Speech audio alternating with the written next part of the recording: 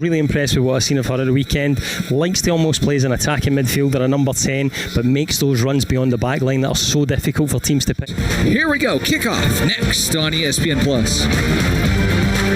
Right hand side, they're the experienced duo back there and can hopefully talk the youthful back line through the game. Flyers in the NCAA tournament last season and losing to Xavier. 152 minutes, 1.18 goals against. This ball. Put the ball into the box. Pino plays short. Ramadan gives back to Pino. She'll get a cross in. Great look for the Cats. And the first goal of the game comes from Kyla Dawn. As on the rebound, she's got the Kentucky Wildcats out front. Well, it's the first time the Wildcats have got forward. They win the corner kick. We talked about Dayton taking a short corner, not quite doing enough with the delivery. Gets played in deep to the back post. It's a free header.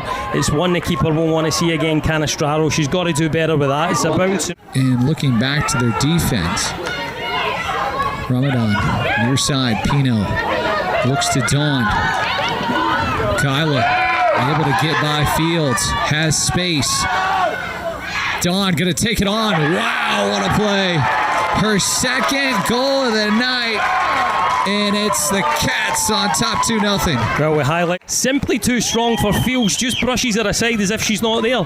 I'm looking in the box and thinking, who's she going to pick out? Who's she going to pick out? She just, Kentucky.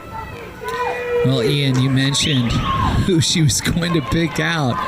She had her eyes on the Goldie in her collegiate career. Flyers trying to come back and get one early. Shouts for a handball. This is in the box. Yeah, this might be given here. It's Ty Linda. She's doing her job defensively. It's up off the knee, but you see the hand. Game. Of the ball, and it was near the hand. It was given. So Shork did well to get it back, and she'll try her luck as that ball missing wide, out of bounds. It'll be Kentucky back into the game. Flyers have been able to produce quite a few corners here this evening. Brenda will take this one, and it's not a good one, as for Liv just wasn't able to connect, and that ball on top of the goal. Yeah, that's the stuff that drives you crazy. Dawn, just a strong hit at home, and one of those came as a visitor. And looking at her game last year playing for Oklahoma. Chance here for the Cats. They keep their foot on the pedal, and they've got their third goal. A gorgeous header, as you just felt like it was coming. Sydney Aaron Darsick. Yeah, from Dayton point of view, she sets it, squares herself up, clips it into a good area, and you talk about a good header. You're almost backpedaling, going away for the ball. She knows what she's got to do. She heads it back across the face. Big looping, arcing header, generates enough power. No chance for Canastraro on this one, and at 3-0, it looks like being game over. Going to let Grenda take a quick free kick there. Grenda again, she's popping up. Lovely little bit of skill with a turn, and she's fouled once more. Been on her backside a few times in this first half, getting hit.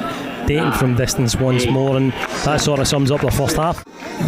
West Virginia, and what was a 2-0 defeat in Morgantown, so we'll see how she fares here in the second half against the Kentucky side that was really impressive in the first 45. Yeah, dominant first half from Kentucky. What they had, they took, and they took it well. They didn't have to do a lot, sadly, for a couple of the goals, and that might be some of the reason for the goalkeeping change as well. Canastraro had a reasonable game. And that 50-50 ball was Shork. Contini, who started her career at Louisville. She's familiar with the Wildcats after her year with the Cardinals. Rayo. Well taken. Rayo. Oh, my. What a hit. Juliet Rayo. Her third goal of the season. look what I found. Not only does she get it back, but then she just absolutely drills it in. Yeah, middle of the park, wins the ball nicely. Maybe a bit fortunate the ball breaks when she saw it in there with two Dayton players. Only 20 yards here, unleashes a rocket. Sub-keepers come on. Strohecker, the ball's past her before she can do anything to it. Great hit with power. Yes, keeper might get fingertips to it, but there's no way she's keeping that out. Wonderful strike, 4-0 to the Wildcats. More of the ball with Dayton obviously being one of the superior teams in the A10, but playing tonight, playing against an SEC team, really not getting on the ball in the middle of the park and being able to influence the game as they've turned over now. A chance for 5. Campbell's got it. Kendall Campbell, Jr. from California, celebrates number 5 for the Kentucky Wildcats. Yeah, 5 for the Wildcats, and the game can't come to a close quick enough here for the Flyers. Trying to play out the back.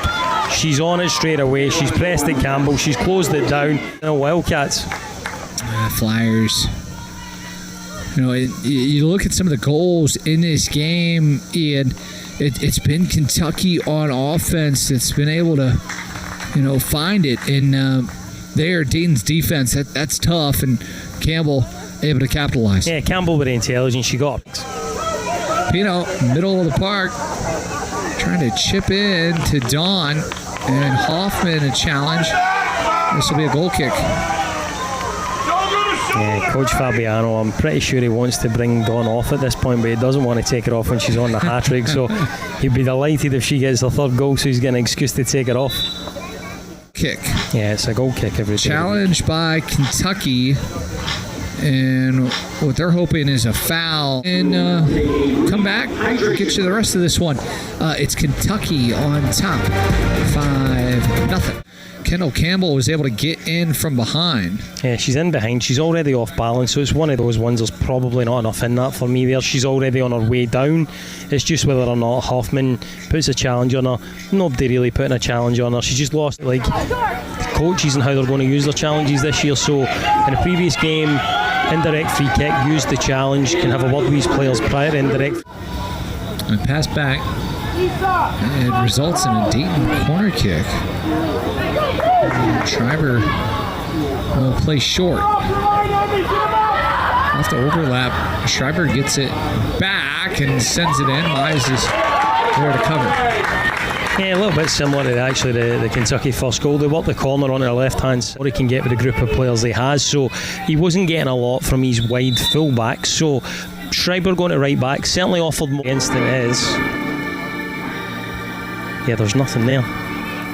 That's just a coming together with players. There's absolutely nothing. Dayton with 2, and 0 for 4 tonight. Yeah, the good news is all 4 have been used. So point in his season, he probably knows he's sort of squad that he's going to be working with, but maybe not who goes where.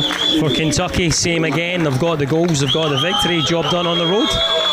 First 3 games, 16-2. Impressive. And time for our player of the match, brought to you by